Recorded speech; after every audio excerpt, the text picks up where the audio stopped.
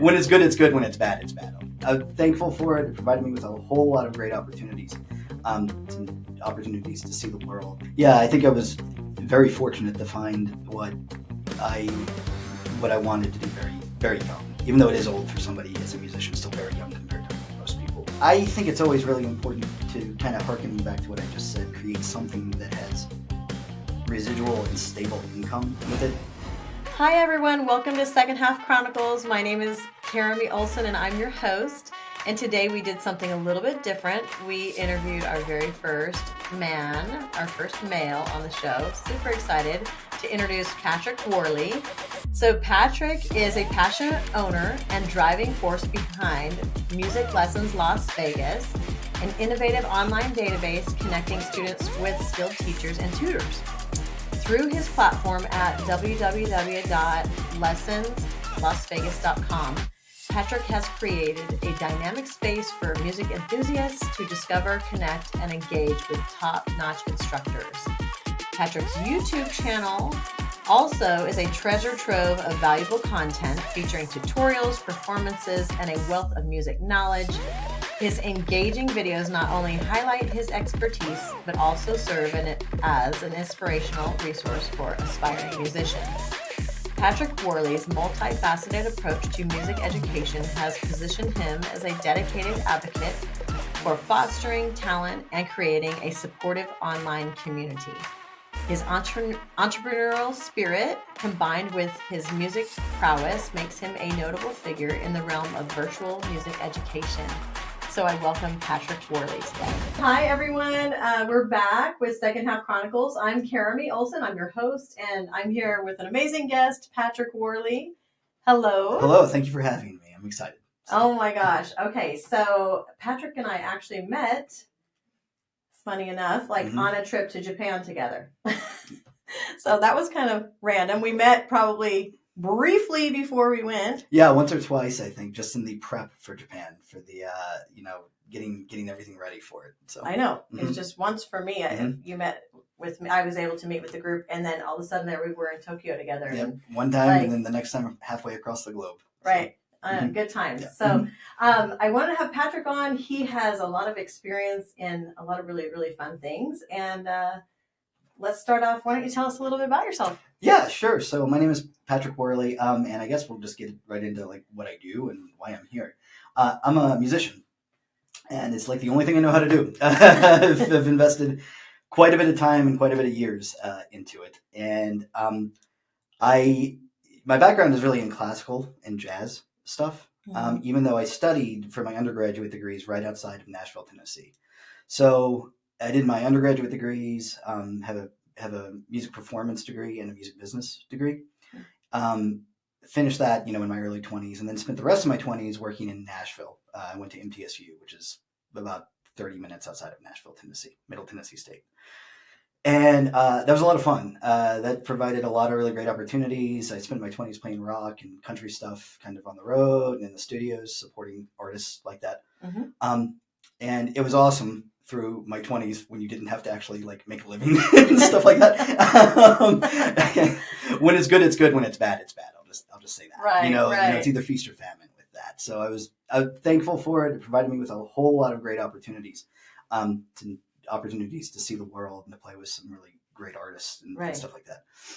But in my late 20s, around 28, 29, I kind of got fed up with doing that, especially since I was playing a lot of country stuff and I'm a classical musician. Right. So you're okay, I'm ready to. Yeah, ready to move on. You know what I mean? And so my way of doing that was I auditioned around for graduate school.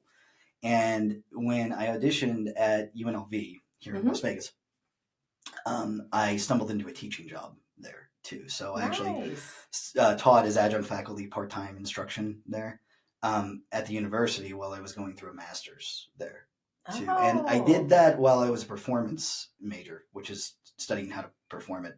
Ended up changing to music education for several reasons, but ended up changing to music education and finishing my degree in music education. So master's in music education. And I've taught at another school since then, another university. Taught at Dixie State, which is in St. George, Utah. I think it's called Utah Tech now or something. Mm-hmm. Something It like is. that. Yeah. I've Okay. heard So of that. familiar with it. Yeah. Mm-hmm. Just a little bit. Okay. Very good. I did that for a couple years, and I don't do that anymore. Now that I'm here in town, I teach quite a bit. I have a very large and active private studio, and I have some other entrepreneurial endeavors, with music, which I'm sure we'll discuss. So that's me in a nutshell. Too, like I said, it's music is the only thing I know how to do. That's so yeah. awesome, Yeah. and you've made a living doing music. The only thing I've done as an adult. Yeah, all these years. Yeah. Oh my gosh, that's amazing. Okay, we'll get more into that as well. So I have a question that I ask my guests. Mm-hmm. So do you have any influences you'd like to share? And this question, I kind of like to ask this for my younger listeners, if there's any out there. Okay, do you have any influences in your first half that you view as positive, helpful, or supportive? Yeah, several. And you're referring to, I guess, like influences, not necessarily people or anything like that? It doesn't even matter. Like, what are you thinking? Like, okay. Well, I mean, I can share how I got into music and then into classical music, too, with that. I think that would probably be a good place to start with that. So nobody in my family is a musician, not in my immediate family. Okay. Perhaps in the extended family they are, but my dad is a computer scientist who worked for NASA. Okay. Very cerebral. And, he's an artist for a son, and my sister is an artist as well, which is kind of odd. We always question how that happened, but we make it work. So I started playing music seriously pretty late in life for somebody who does it as a profession. Okay, so what do you like? What's late in life then? Late in life for somebody who does it as a profession, I started taking it seriously my freshman year of high school. So right. It was I can see that. right about when I turned 15, like a month or two before I turned 15. Right, and most kids are starting to their 6 lessons years old, when they're like who do it professionally, 6, 7 years old, like that. Okay. I made up for it though, and I'll talk about that. Too. Yeah. So we were just over at a friend's house during homecoming week one time, and he had a guitar, and I dabbled with it, but I had never really taken it seriously or played it at all. And so I knew how to play a few chords and things like that. Okay. But there were maybe 20 or 30 of us over at his house just hanging out during during homecoming week, a bunch of guys and girls. And he had a magazine that had some music from an artist that I really liked, that I was listening to a lot then. Okay. And it was Dave Matthews at the time. Oh, which was really Dave big. Matthews. Yeah, just name drop Dave Matthews in the middle Okay, of it. Not like he needs the press. Or I was anything, actually going to ask you what artist it was. It was Dave Matthews. I could see your face, and I knew that question was coming. So, Dave Matthews, and he had a guitar there, so I just pulled out his guitar and started playing it. And the next time I looked up at the clock, this was probably like 10 o'clock in the evening when I started playing. And the next time I looked up at the clock, everybody had gone home or gone to bed, and it was 4 o'clock in the morning. So I've been playing for about 6 hours, and it felt like 20 minutes to me. Oh my gosh. And I can still do that. Life tends to get in the way, and you have, bills to pay and chores to do and errands to run. But I can still practice for 12 hours a day without it being an issue. Okay. If I have the time. So prior to that, you hadn't really had your hands on a guitar necessarily? I knew how to play a few chords. So I knew how to play like maybe 1 or 2 songs on the guitar. And you didn't have one at home? I had my dad's guitar. Oh, okay. Yes, that was the guitar that I learned on. Oh, okay. Too, and that's how I had dabbled with that. Okay. Too. Okay. Yeah. I knew how to play, like 1 or 2 songs on the guitar, just for a frame of reference, something like that. But what really got you started was you sitting there and doing that for that 6 hours and just loving it. Yeah, so much. And I knew immediately. I didn't exactly know where I was going to end up with it, but I knew I wanted to do something with music, then too. Oh my gosh. And I made up for that time over high school, because that happened at the beginning of high school, and I would say I put about 10,000 hours into it by the end of high school too. So over 4 years, I cranked out about 10,000 hours, which is what they say is the minimum for an expert level. Is 10,000 hours. I would say I put in about 10,000 by the time I had graduated high school. Okay. Okay. Oh my goodness. So, how wonderful. And then you went right into college. You knew that was what you were going to study in college? So that was, I played all kinds of other stuff for about a year. And then my sophomore year in high school is when I got into classical music. So I got into classical music about a year after I started playing guitar too. Yeah, and there were a couple of reasons for that, but then classical really took hold even more so with it. And the only thing I played until I graduated college was classical music. Then, and then I got into the Nashville scene because I was in that area, so I got into it For for sure. work too. And yeah, you can be paid to play Correct. music. Yep. Right. Yep. Yep. Right. And you can still do that here. It's just in a different context. Yeah. I think you can do it really anywhere, but it's hard. It's hard to live well as a musician. Vegas is one of the only cities I think where it's quite possible to live very well as a musician because the business here centers around entertainment. And Right. it's like now I play a lot of weddings and corporate events and dinner Mhm. parties and stuff like that, and that stuff is always happening. Yeah. So, And then of course all the shows on the strip are always happening if you ever yeah. needed to jump into those. Yes, right. for sure. And I don't play in those. I have a lot of colleagues that Right. are in that. For sure. But yeah, I mean, I could see something like that potentially happening. Maybe if you maybe later. decided to, yeah, it's a big commitment. It 6 is. nights a week, and this 5 or 6 nights a week, and then to be honest with you, one of the biggest reasons why when I was in Nashville, I did a lot of fill-in work for a lot of like big-time country artists and studio work. Mhm. I have colleagues that are regulars for Mhm. some of the biggest names in country music now. I was always really hesitant to do that because when it's really good when you have the gig, but then at some point that goes away, Right. because if you're some people who don't know how the music business works, there aren't really bands anymore. It's more like an artist pays their musicians to play with them. And Right. so what do you do when your artist wants to take 2 years off? You could have a great gig, you could be playing with the biggest names out there. You'd be playing with Taylor Swift. Right. But she doesn't need to. She didn't need a tour. She has money coming in from music publishing, from merchandise sales, Yeah, and if from your artist sponsorships. takes off to write song. I mean, they take off a lot of time to write their next Yeah, album or I mean, Taylor XYZ. Swift could take a decade off, like She that. sure could. And she would be fine. She'd and then take the rest of her life yeah, off, and but then we don't want her to. right, yeah. That's right. Yeah. Everybody loves T Swift, right? Yeah. But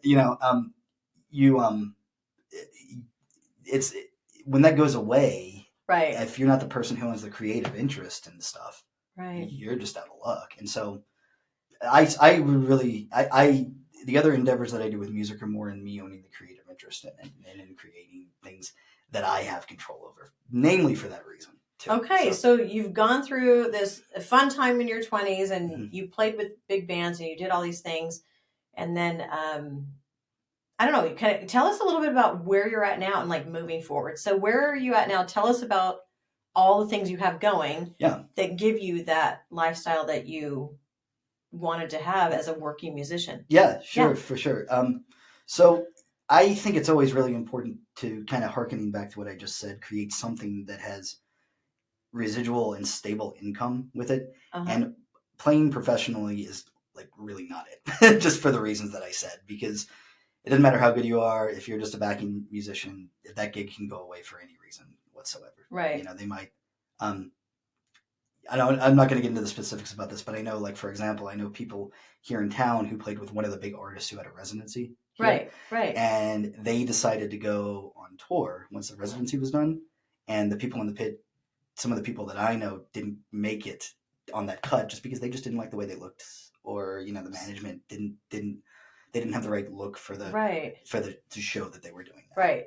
So that is, playing only professionally is incredibly risky and very difficult to do no matter how good you are. Right. So my big thing for creating sustainable income was teaching. I really like to teach. I enjoy it immensely. I like seeing my students do well with music and seeing their passion in it. So I've always taught. It's always been a big part of what I do. And even when I was in Nashville, I did that a lot. Now moving out here, I've built a really large teaching studio. I try to keep it at about 100 students. So I teach about 50 hours a week. Oh, wow. I do 30-minute lessons. Yeah. And at the moment I have like low 90s. So it's still quite a bit though. Yeah. So those are your students, that many? Correct. Mm-hmm. Okay. They come to my house. I teach them out of a room like similar to what you have here for the studio and things like that too. Yeah, because looking at your website, I know you also have other musicians that teach. Yes. So we'll talk about that. Wow. So that's one of my things that I have. I have two websites. I have my own personal website, which is just my name.com. I'll name drop it here. Just patrickworley.com for that one. If you want to go check me out and like listen to me play and watch some videos of it. Yes, like we're going to have all of this in the show notes Yes. for sure. Or buy product or anything like that, guys. You can do it there. But I had another site that was just devoted to my teaching business too. So 2 different ones. That one was just me and strictly about my teaching for a long time. Right. My private lessons. And so I had tried a bunch of different advertising methods with that too. I've done every kind of advertising imaginable, like social media posts and print posts and going to places and passing out stuff. Right. Right. And that stuff, it worked. It helped to build it. But what I really ended up investing into was making just a very powerful website that was very easy to find too. So, and I rebranded it as just lessonslasvegas.com, Music Lessons Las Vegas, which was not taken. So I nabbed it. Nice. And it was just me for a long time. And so what happened is I invested heavily into search engine optimization, which if you're unfamiliar with that, it's placement on search engines. And there's a lot of studies that just most people don't go past the first page. Most people don't even go past the first couple of things that you look at on there. And with some luck and things like that, I actually ended up with the most powerful site in Las Vegas. It beat out national sites and things like that. It was the very first thing that came up on there. Yes. And so what that did for me is max me out. It got me to the students that I have now. Okay. Too. And because I didn't need the space anymore, and because I have the income coming in and complete ownership over my business with that too, I can now twist that around into other things. So, for example, with that site, because I didn't need it for myself anymore, I can't teach any more students. Right. I flipped it into like a directory site, kind of like a database of music instructors too. Right. And so now, if you go to lessonslasvegas.com, you can find teachers in any instrument on there. So, right. And there's about 30 instruments now, ranging from voice to the most recent one that signed up on there was a DJ instructor a couple of weeks ago. So you can actually spin on the ones and twos with it if you feel so inclined to. But there's everything with it now. There's violin instructors and accordion teachers and more popular instruments too, like piano and things like that too. Oh, so, I love that. Yeah. You know what? I love this. You walking us through this transition of being young, getting into your passion, working in your 20s and something, and then making it just really drive it home into your second half, which is what we're here talking about. Yeah. I just the experience that people in their second half have, just everything that you kind of go through to get to this point. It's just pretty incredible. Yeah, I think I was very fortunate to find what I wanted to do very, very young, even though it is old for somebody as a musician, still very young compared to most people. And I don't think I had anything to do with that. Perhaps, just by the grace of God or fortune or however you want to look at it. Well, you put in the grit. I think you have a lot to do with it. Yeah, that's true. That's true. I guess I can take some of the credit for that. But, also I don't think I had anything to do with finding what I was passionate about. I think that was kind of like by chance, you know what I mean? That. And getting that far into it. So I love that. Okay, so I have a question here. Sure. Where do you see yourself going in the future in your second half? I mean, you're still pretty young, but I don't know. Let's say we're all lucky enough to live another 40, 50 years. Where do you see yourself going from here? Yeah. Well, so the site, really, I think overall what I see myself transitioning into is using my passion for teaching, but switching that around into teaching musicians how to actually make a living with it, as opposed to teaching music. My goodness. So, and that's something that musicians are just, I'll be as tactful as I can here. They're not very good at it, like in general, artists. Right. And they should, and that's okay. Which is fine. They're doing their passion. Yeah. I have a background in, my ex-husband was a musician. We were together 13 years, and that's the way he made his living, and it was very difficult. So I love what you just said. Yeah, it's I think that there's a big gap with that too, and a big problem that can be solved with it.